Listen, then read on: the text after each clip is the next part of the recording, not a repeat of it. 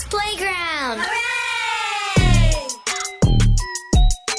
This is the Deron Harris Podcast. Here's your host, Deron Harris. Hey folks, what's up? What's good? Welcome back to the show.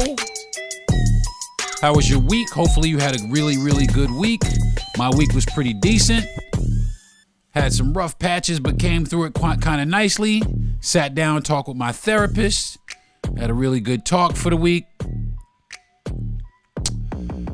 Found myself in a pretty decent spot this week. My wife and I are getting ready to travel. We're going to take the RV out, head on down to St. Petersburg, where we used to live at, to do some visiting with our friends, which I think might be long overdue.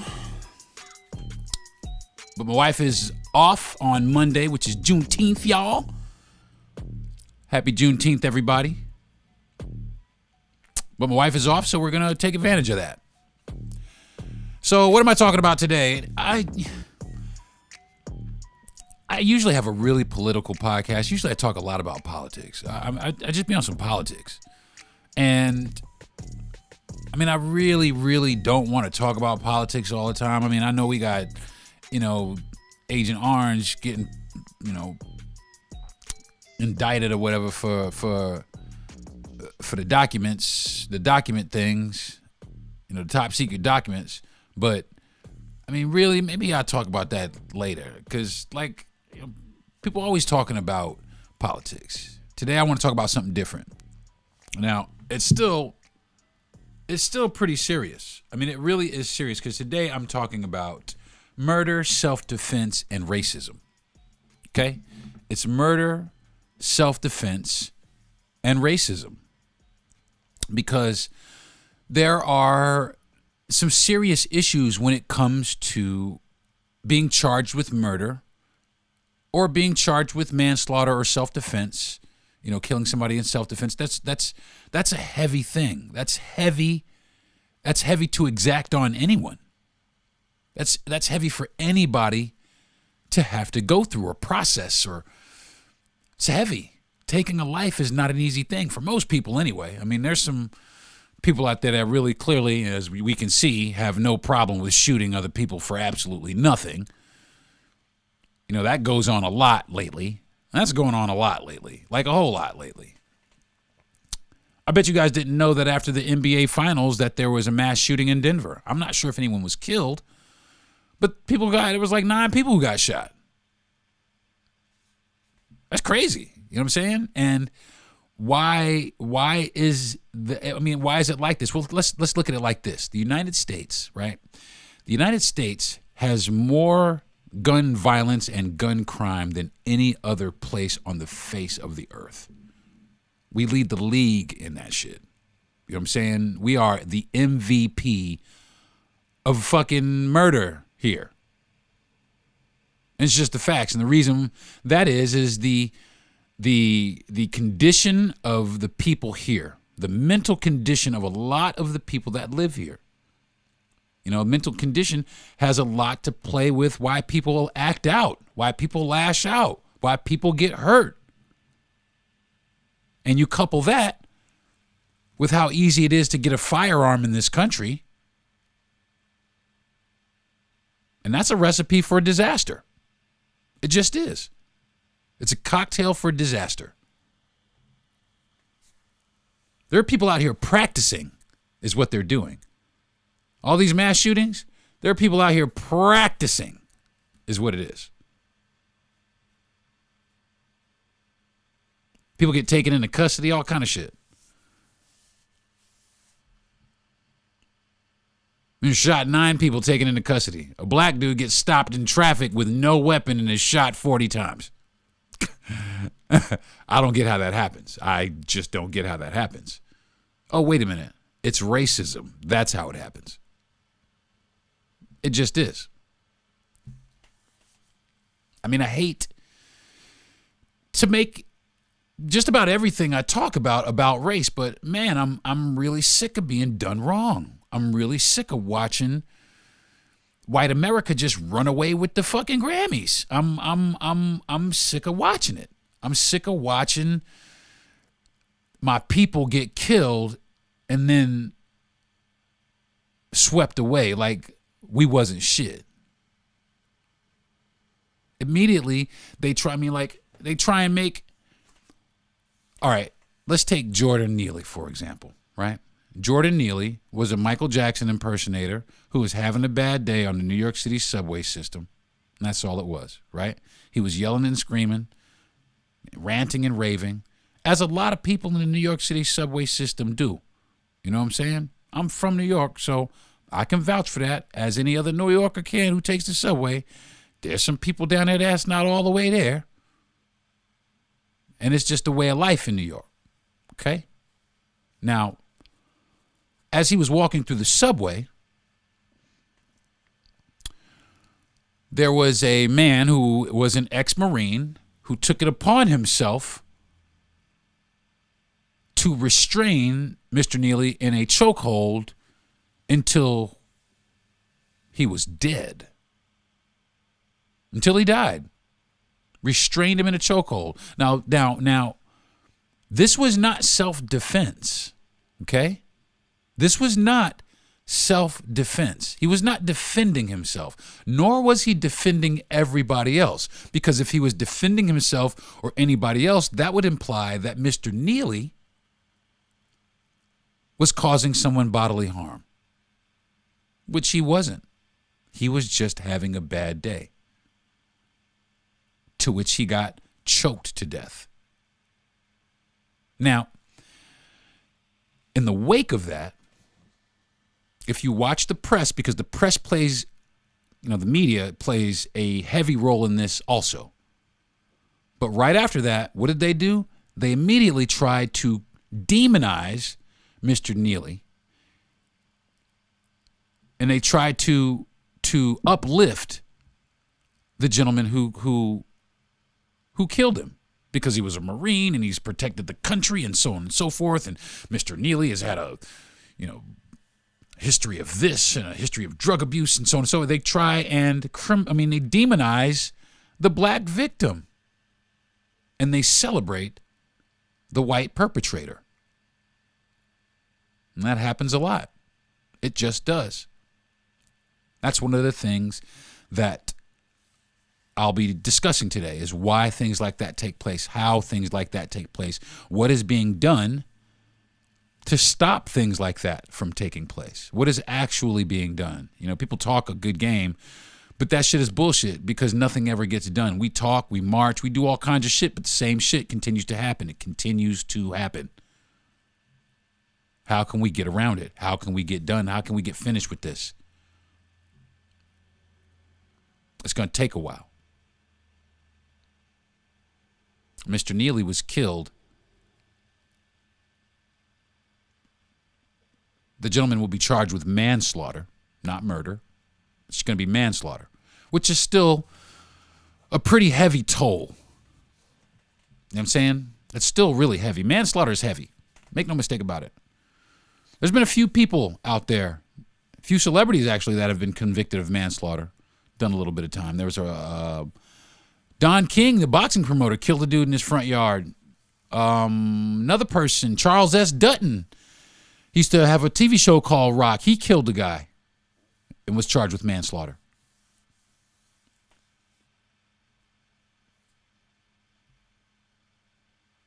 But where does it, what is it, what are you looking for? What is it, how do you decipher between the two?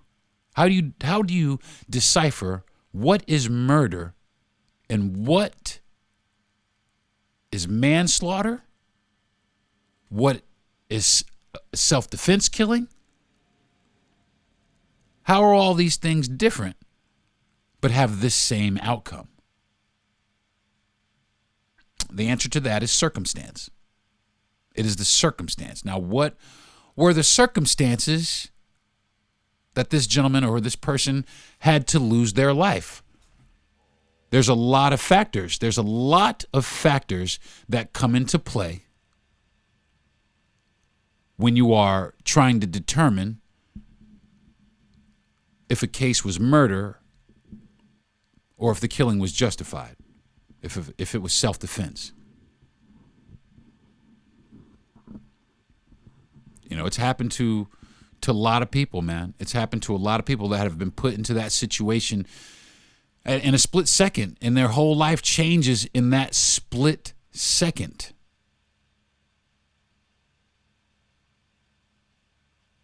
You know, people go out and they go and get revenge killings. That's murder.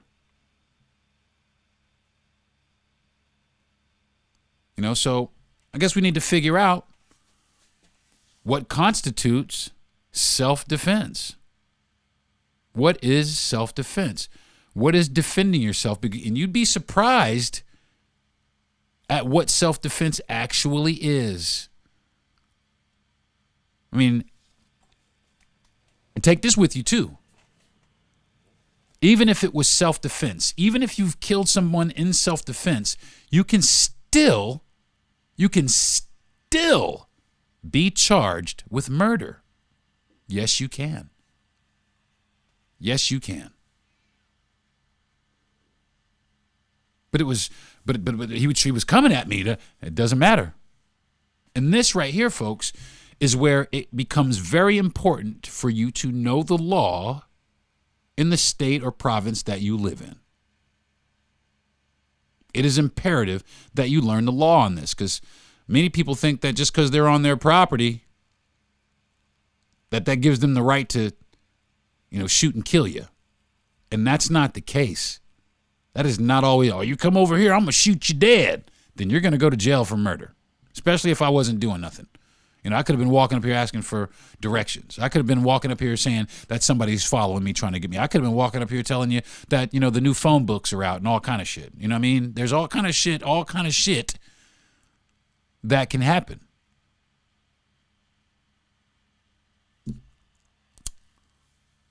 The factors are very real.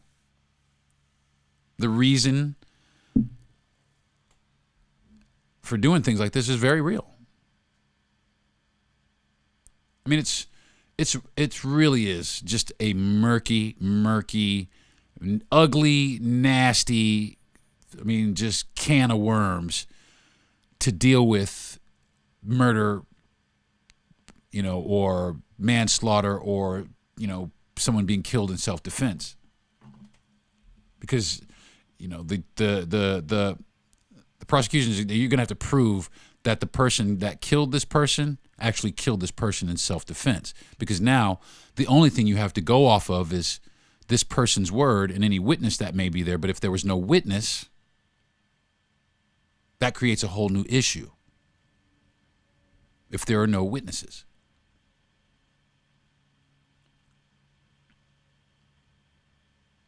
Lots of things play factors. Race definitely plays a factor. But so does gender. Believe it or not. Gender does play a large role in whether or not you are charged of murder, or you're convicted of murder, or you are let go due to self-defense. There are many examples out there. There are many examples of where something was claimed self-defense and was not self-defense, or something that was self-defense was deemed as something other than self-defense. That happens a lot. I will give you one example. I'll give you a few examples. George Zimmerman shot Trayvon Martin. Trayvon Martin was 14 years old and unarmed. George Zimmerman was a grown man and armed. Trayvon Martin was killed because George Zimmerman was afraid. But what was he afraid of? Trayvon didn't have a gun. He was just walking. He was minding his business. I think he was taking a shortcut through a neighborhood. As a matter of fact, I think that was what was happening. And George Zimmerman approached him, tried to detain him, which, you're not the cops. And I believe that was some sort of altercation ensued. And what I believe actually happened is Trayvon Martin was whooping his ass. He was getting his ass whooped. George Zimmerman was getting his ass whooped. And instead of taking the ass whooping like a grown man with some integrity, He bitched out, pulled out his gun, and shot and killed a 14-year-old boy because he couldn't take an ass whooping. And that's what I think happened. But they let him go. They let him go on self-defense. I was defending myself. Maybe Trayvon was defending himself from you. Because that's the way that it seems like to me. It seems that you were the predator. You stalked this young man down. Then you got out and confronted him. When things did not go the way that it was supposed to go for you, you turned around and you shot and killed him. You weren't afraid to kill him then, but you were damn sure afraid to go to jail for the rest of your life. But that's okay because, like I said, a lot of these cases, they don't go the way of black people, not the defendants or the victims. A lot of the times, they're disproportionately in favor of white people. And it's just the facts. And I don't want to turn this into a black or white thing. I really am not trying to do that.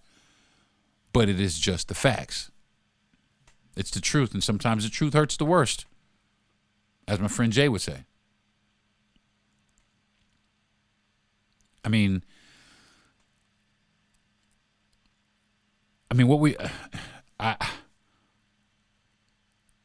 was in Orlando when that happened, and I just want to say that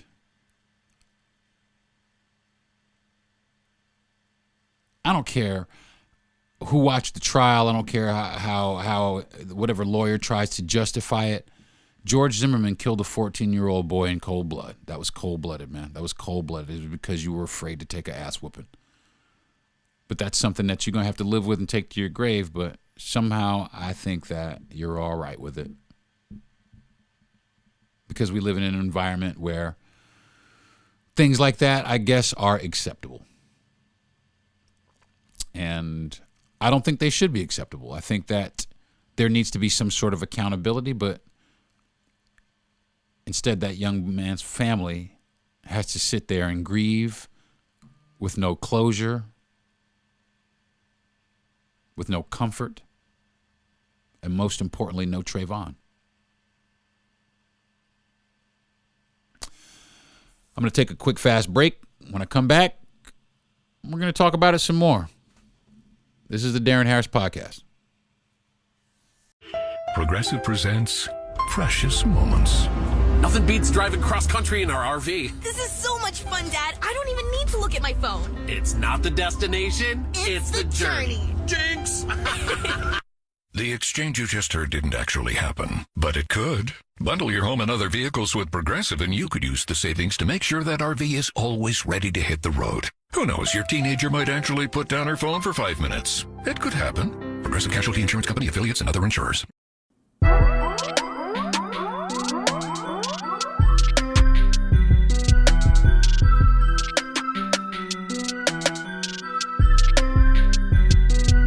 Now, back to some real ass shit. Hey folks, what's good? Welcome back to the podcast. Today I'm talking about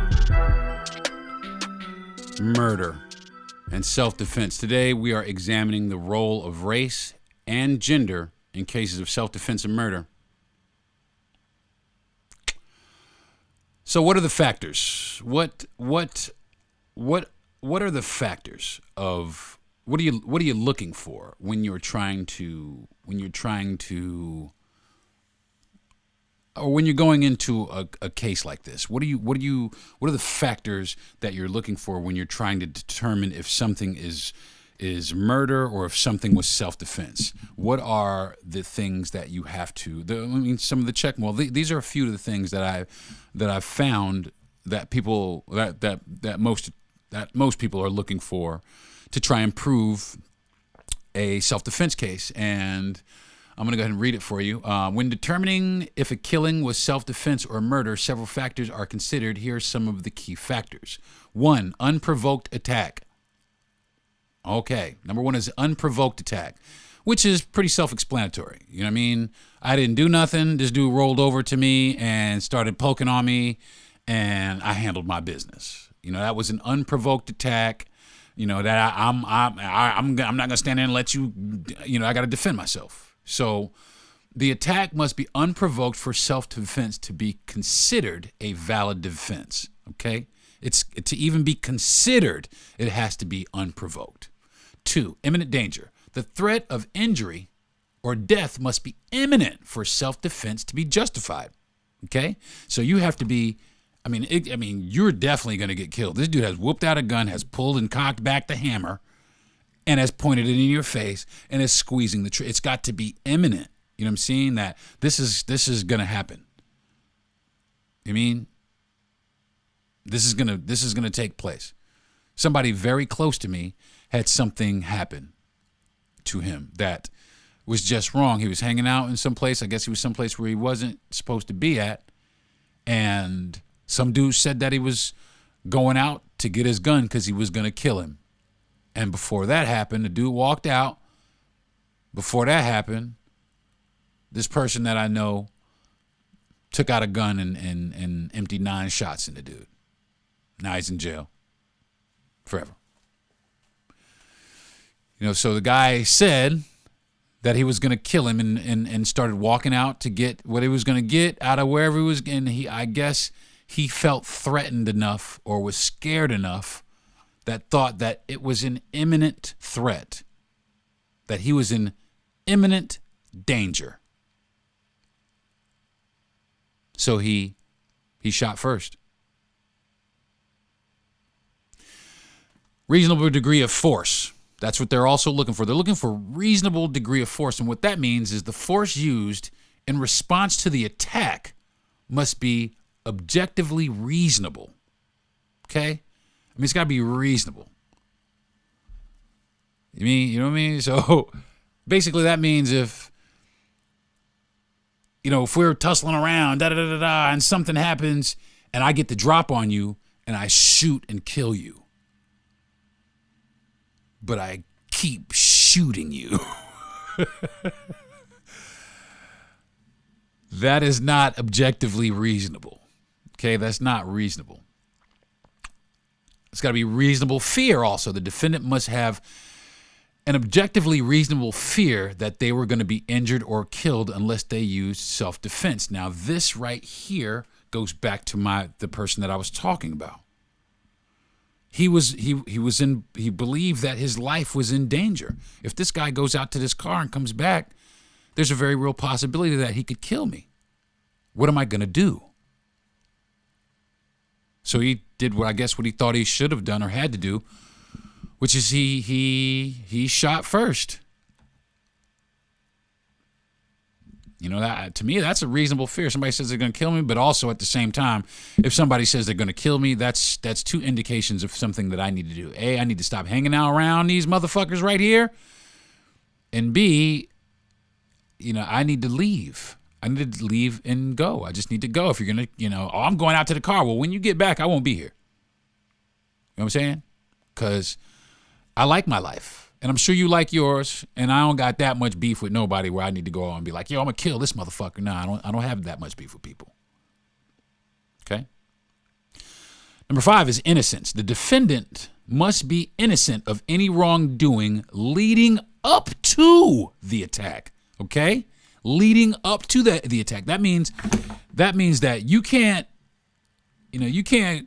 come over to my neighborhood, pop a bunch of shit on my block, smack some bitches around and then go back to your neighborhood and play coy when somebody rolls up and try to peel your wig back in your neighborhood, because that was provoked. You came over here popping that bullshit and these motherfuckers came over here and got you, okay? And you killed somebody. That's not self-defense. You provoked that, okay? So it becomes... that again, that's where the water gets murky. You know what I'm saying? It just gets murky. But you went over there and you provoked this. These people was chilling, but you went over there acting like a big shot, thinking you was the man, and they killed your ass. Oh, they came after your ass and you had to kill somebody. Well, my friend, I'm sorry, but that's not self-defense. Okay? Proportionality. Okay, is the number 6. The use of force must be proportionate to the threat faced. That means if I got some fists up, then you don't come out with a gun, man. That's not proportionate. But unfortunately, that happens more times than not. People put up their hands to fight and end up being killed because the person with the gun doesn't want to fight. Because they're cowards. They don't want to be hurt. They don't want to take the loss. They don't want to take the L. So what do? They make you take the L permanently. You know, some dirt nap. Because somebody doesn't want to be humbled. They'd rather shoot somebody, take a life, and then go try and hide from it. What kind of life is that? And now you're looking over your shoulder, because if you're in the hood and you kill somebody, you rest assured these people, they mans is looking for you. So you need to bounce. If you don't bounce, it's a high probability that you yourself could fall victim to the same fate. And it's just the facts. Number 7 is avoidance, like I was just talking about with the person that I know. Just avoid this shit, man. Did you try to avoid the confrontation? My bad, man. I'm sorry. Maybe there was a misunderstanding. You know, I mean, you're not punking out. Maybe there was a misunderstanding. Maybe, but we don't need to escalate all the way up to the point where somebody needs to lose their life, is what I'm saying. We can bring it down. We can talk like men. You know what I'm saying?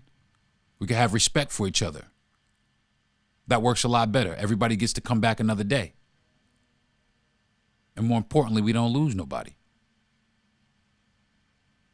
Nobody has to grieve. We don't have to go to funerals for shit like that. But so many people are quick to pull out firearms to settle disputes. So quick to want to take a person's life because they're being beat up. I mean, not even shot. You're not in any danger of, you're just having a scrap with this guy because, I don't know, you grabbed his girlfriend's ass or you stepped on his sneakers or whatever it was. This guy doesn't have a gun and all he's going to do is put up his dukes. But a lot of people are cowards and they pull out guns because they're afraid to fight, because they can't fight. They don't want to take the L, like I said. And that just makes for a wild society. I mean, there's a lot of gun violence here in the United States. There really is. I mean, there's more gun violence here than, like I said, than any place else on the planet. There's more gun violence here than anywhere. A lot of people, well, why do you think that is? Well, there's a couple of reasons. There's a couple of reasons why there's more gun violence here than anywhere. And I'm going to go ahead and blame the Republicans. Yes, I'm going to blame you. Yes, I'm going to blame you because you don't advocate for gun control. You don't want any kind of gun control. You don't even want background checks for gun control, for guns. You don't even want to require that. You think it's encroaching upon people's life, liberty, and pursuit of happiness. That's what you believe, and I believe that is bullshit. Okay? Because, I mean, what happens is this. This is what's happening. We don't pass any legislation on guns, and then the reason things like this is because they're so readily available. Guns are readily available. It is easier to get a gun. It's easier to get a gun than a gold chain. You know what I'm saying? It's easier to get a gun. You can buy a gun for $200. You can get guns off the street for $100. Yeah, they're so readily available in this country, and this is the real problem. The availability is the problem, yes, is part of the problem. But the other problem is there are so many mentally unstable people in the United States of America right now because of our social and economical status right now, because of what's going on in our country right now. There's so much tension in our country right now because everybody's in everybody's business. Well, let me rephrase that. Republicans are in everybody's business. I don't want to make it into a political thing, but it's the truth. They're in everybody's fucking businesses. They're in women's uteruses. They're in everywhere. They're everywhere. If you look there, there's a fucking Republican sitting right there telling, oh, you need to do this instead of that. You know what I mean? It's just what it is. You know what I'm saying? But, I am in 100% favor of background checks for people who want to own firearms, including myself. If I want to get a gun, yes, I'm going to subject myself to a mental health check to see if I'm mentally stable enough to possess this weapon. And if I'm not, I'm sorry. Try again in 6 months. Go seek some therapy. Sit down with a motherfucker and talk for a minute. But right now, you can't get one. Especially if you talking about fuck these niggers or these fucking girly boys is running amok down here. Then no, sir, you shouldn't have any guns. I'm sorry, you should be denied guns. You know, I mean, I'm sorry. I'm sorry. I'm fucking sorry. But if that's who you are,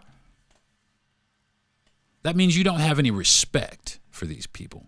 So that means if you get into any kind of altercation with any of these people, your first inclination is going to be to try to hurt them as much as you can. Because you don't like these motherfuckers.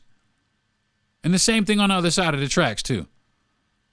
And I done heard plenty of you. These crackers better not bring their ass over here. I've heard all kinds of shit like that. You know what I'm saying? This shit is ignorant. We are ignorant. We are some ignorant ass people. We just are. You know what I'm saying? We're just ignorant. We don't care for anyone. We are super narcissistic. We are super arrogant. We do not care about anyone. We don't care about human life.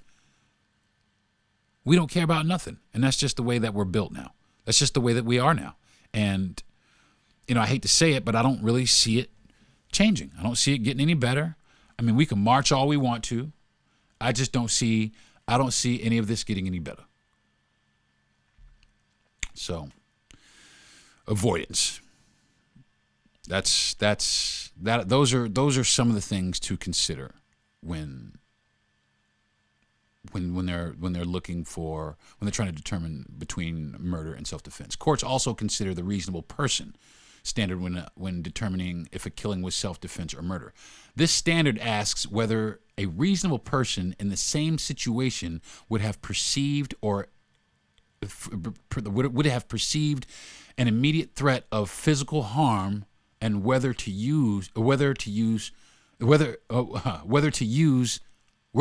use of deadly force is justifiable. Damn, in the response to that threat. So basically, if there's a reasonable person, like a rational, like a level-headed dude that says, "Dude, what you did, that's overkill right there. That's crazy business. What you did right there. I mean, I could get self-defense, but that is crazy business." They also look for things like that. But what makes a reasonable and rational person? You know, what makes that? What constitutes that? You know, that jumps all over the place. Now, there's no real statistic on how it breaks down racially.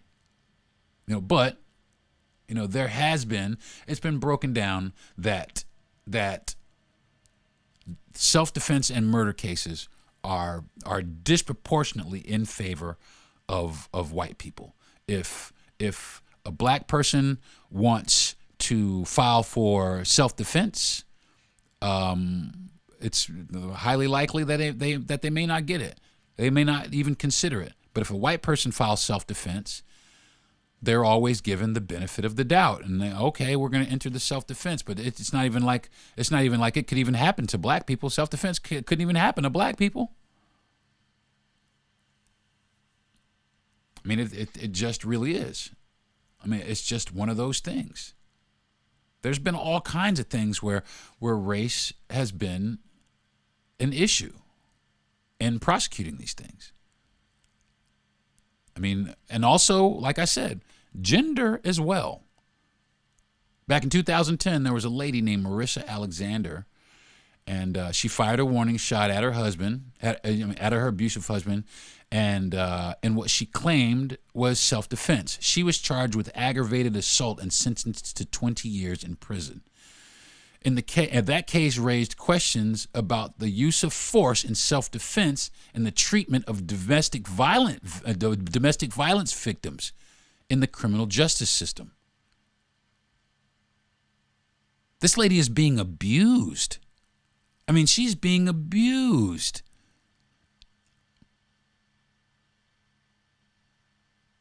I mean, it doesn't make any sense to me. This lady is being abused. She is clearly in fear of her life. And she just fired a warning shot and got 20 years.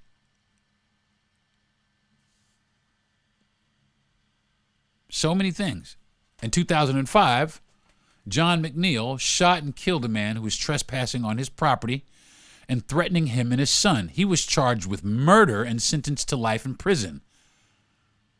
The case raised questions about the use of force in self-defense and the interpretation of Georgia's stand your ground law.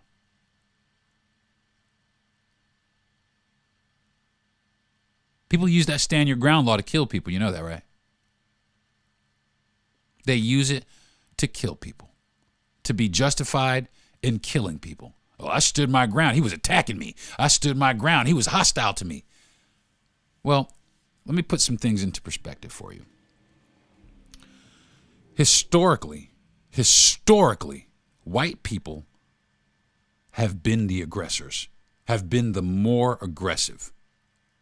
Okay? White people have been more aggressive than black folks. They just have. I mean, they just have. And if you don't believe me, you can look around. Look at all the massacres. Look at all the black massacres that have happened across the country over the past 100 years. I'm not even going to go back to slavery. You know what I'm saying, I'll just say the past 100 years. Shit, the past 75 years.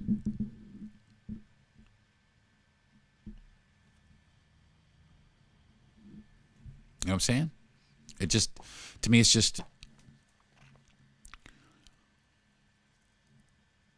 I don't know how this can't be more streamlined. There's so many things. I mean, I've watched people. I mean, not for murder or anything like this, but I went to traffic court one time, and there was a couple of dudes in there, white guy, black guy, same exact charge, got a DUI, same shit. They fucking threw the book at the black dude. The white guy got a fucking ankle bracelet and probation.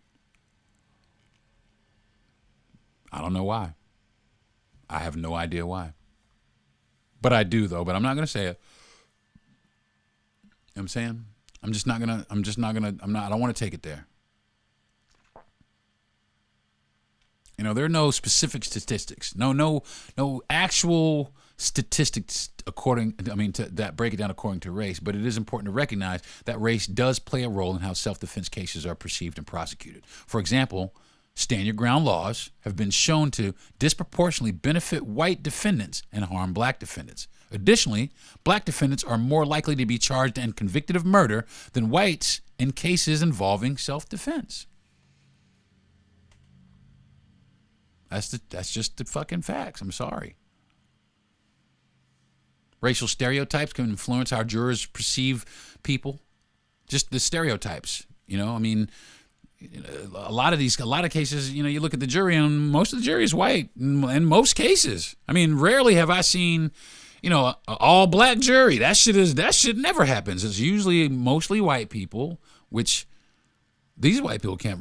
They've never been over here. They can't relate to me. They can't relate to this kid over here.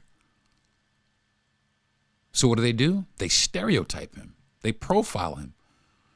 You know, maybe he's got, you know, a couple of gold teeth.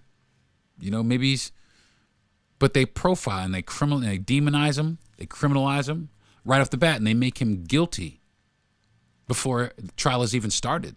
He's already guilty of killing somebody, regardless if it was self-defense or not. Back to the man on the train, you know, that was not self-defense. He thought that he was neutralizing a situation. That's what that was. He thought that he was genuinely neutralizing a situation that was potentially harmful. Now, could Mr. Neely have hurt people? Yes, absolutely. But was he? No. And if you were watching this man, if you jumped up and put this man in a chokehold, I mean, you're a Marine. You're trained. You're a trained person. You're trained to recognize certain things. You're also trained how to kill people. They train you how to kill people. They train you how to kill people, and that's what you did. You went back to your training and you killed a person. And that's what he did. He trained to be a Marine, and when he got out and was, you know, living, he wanted to not necessarily be a hero, but he wanted to help. You know, and that's where it comes down. He thought that what he was doing was being helpful to the people on the train. He was neutralizing someone who was threatening on the train. And like I said, I'm from New York. And I've had a bunch of people tell me they was gonna kill me on a train. You know, until you put your hands on me, you rock with what you got. And that's just how it is. But no way am I gonna stand up and put my hands on somebody first when they haven't put their hands on me. I don't have that right. Especially if nothing is happening. You know what I'm saying? Especially if that person isn't grabbing anybody. So that right there, is that manslaughter or murder? Jordan Neely didn't do nothing. In my eyes, it seems a lot like murder. He just jumped on him and choked him out until he was dead. That's murder. I don't give a but they're gonna charge him with manslaughter. You know what I'm saying? They're gonna charge dude with manslaughter.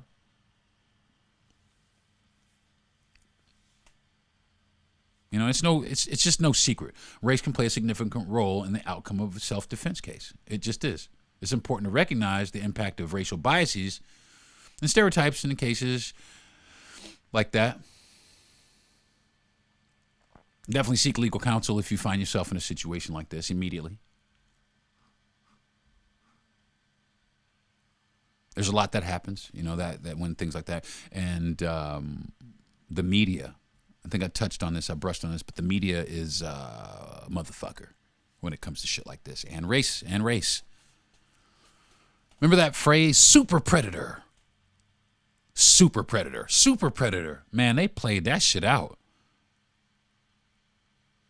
But they weren't using that word super predator to describe little white kids.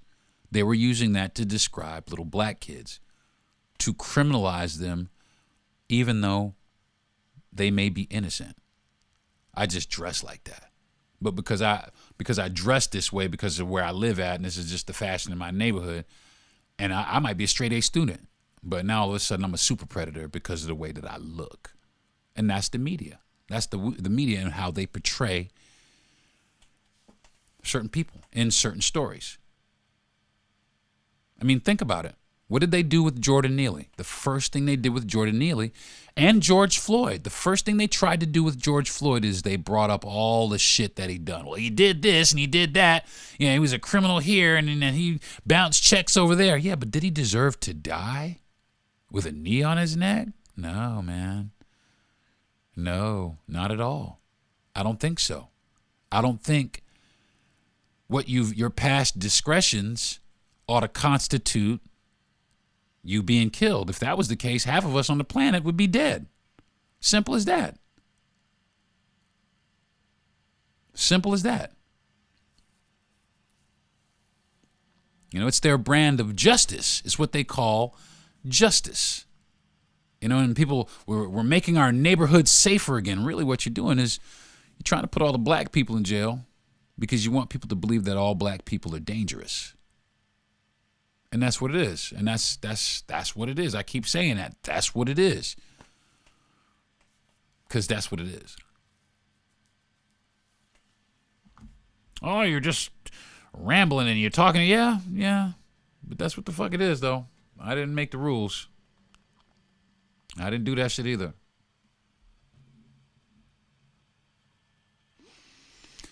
The media's portrayal of self-defense can influence how public perceives self-defense cases involving race. For example, the media may portray self-defense as legitimate defense only when used by white defendants while portraying black defendants as aggressive and violent. The media's reporting of crime can influence audiences' attitudes about race and ethnicity. For example, the media may report self-defense cases in a way that reinforces racial stereotypes and biases, which can impact the public's perception of the case. Sound familiar? It's because it happens. It's because it happens like that. And that's how they get convictions. By making people believe that this is what happened. I mean, in the case of Ahmaud Marbury, that was hard. That was hard because they chased him down. They chased him down. 3 men chased that dude down, and they killed him. And they killed that boy. But they got what they deserved. You know what I'm saying? They got what they deserved. Which... that better have happened, because if it didn't happen, Rest assured that the rest of the United States, the black United States, we would have been wilding the fuck out. It would have been Rodney King all over again. They would have tore Georgia to pieces.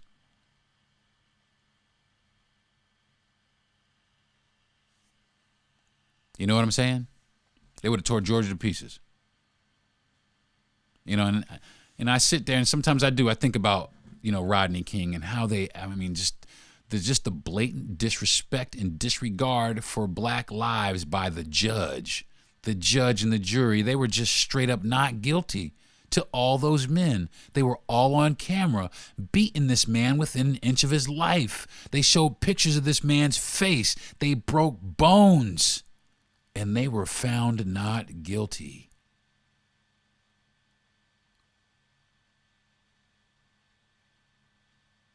That's disgusting. We got to do better. We have got to do better, America. And not only that, folks, and I'm going to direct this at black and brown America, okay? We got to do better. But more importantly than that, we together have to make them do better, period. We need to stand united and hold them accountable and make them do better, because if we leave it up to them, they're going to continue to do what they've always been done, which is screw us over, which is put us in jail and lock us up and make money off of us while we're locked up. Another way for them to make money, oppress us, and essentially get what they want. So, need to get together, and we need to make them do right by us. Now, I'm not saying attack nobody. I ain't attacking nobody. I'm just saying all kinds of shit. Stop voting for motherfuckers. You know what I'm saying? Vote for other people that have our interests in mind. Because right now, I'm going to tell you right now, none of the people running for president right now have any of our interests in mind. The only interest they have is running the country because it's the most powerful person in the world.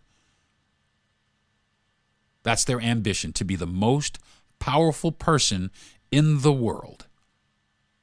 That's their goal. They don't care about us, man. They don't give two shits in a bucket about Darren Harris and the shit that I have to go through. They don't give a fuck about me. So why do you think that they give a fuck about you? It's wild. It's wild. And like I said, until we start standing up and do it, it's just going to continue to happen. It's just going to continue to happen.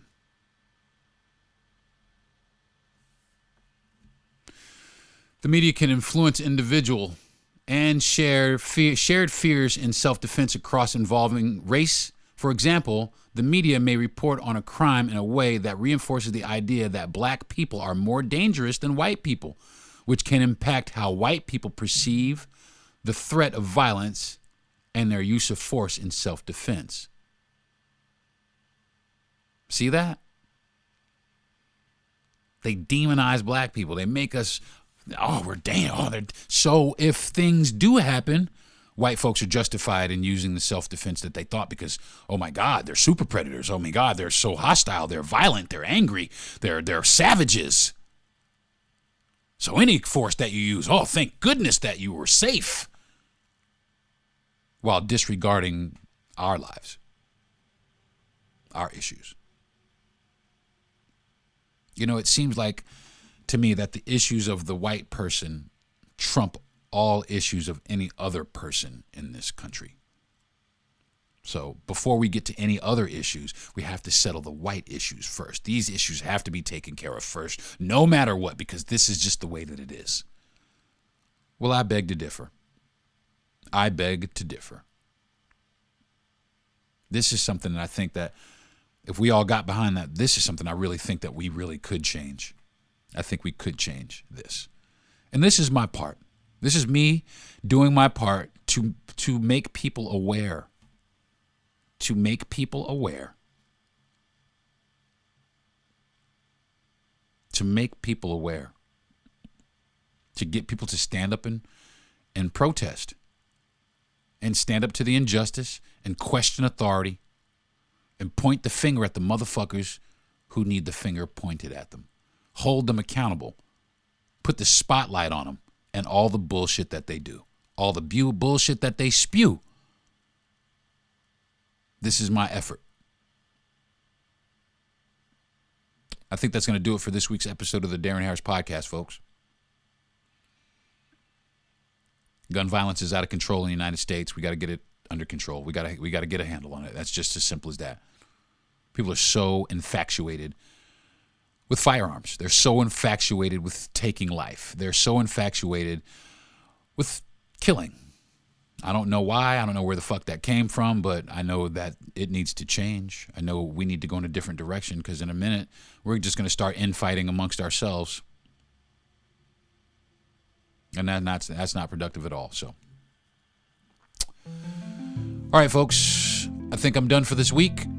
Join me next week when I'll be talking about more bullshit. I don't know what I'm going to talk about next week. I was thinking about talking about what woke actually is, because don't believe Ron DeSantis, because this motherfucker is so white, he don't know what woke actually means. So I might actually talk about what woke actually is on the next podcast. But don't hold me to that because I like to jump around from subject to subject. So I think that's going to do it. I want to thank my wife and my parents for being the best family. I want to thank my kids also for being the best family that I have. I want to thank my best friend for giving me the opportunity to do this. Thanks, Jay, for being that force of positive reinforcement in my life. I want to thank Gentry Thomas for giving me the opportunity to put my podcast on the platform. I'm really grateful for that, and I want to thank my listeners who continue to listen. I want to thank people who have listened and stopped listening, and I want to thank the future listeners of the Deron Harris Podcast. So I think that's going to do it for me this week, folks. Join me next week where I'll be talking about more bullshit. So until then, folks, you have a good week, and I'll see you later.